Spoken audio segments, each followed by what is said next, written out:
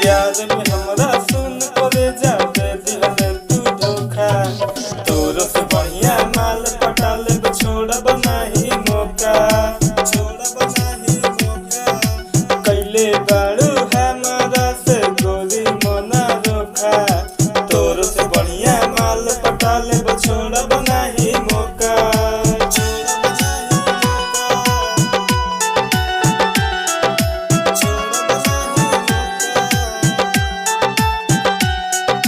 तोरो से बढ़िया माल पटा लेब छोड़ब नाही मौका।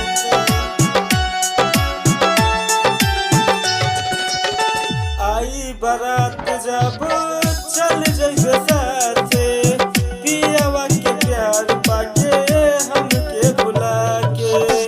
आई बारात जब चल जइबे साथे, पियावा के प्यार पाके हमके भुला के। नहीं सोअब रे, नहीं रोअब रे, नहीं सोअब रे, नहीं रोअब रे। दिलावा से दिल लगा के दे दिहलू तू धोखा। तोरो से बढ़िया माल पटा लेब छोड़ब नाही मौका, छोड़ब नाही मौका। प्यार में हमरा सुन करे जाबे दिहलू तू धोखा। तोरो से बढ़िया माल पटा लेब छोड़ब नाही मौका, छोड़ब नाही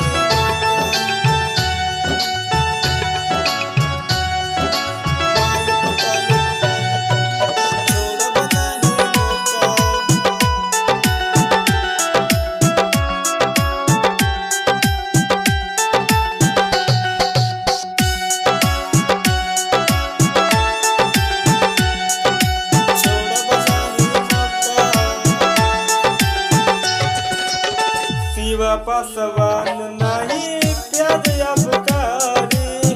तोहरे चक्कर में नहीं दुनिया से लाड़ी। शिवा पासवान नहीं प्यार अबकारी। तोहरे चक्कर में नहीं दुनिया से लाड़ी। प्रदीपवो बदमाने ना, प्रदीपवो ना बदमाने ना। अमित जागराम के तू दर्द दिलू अनोखा। तोरो से बढ़िया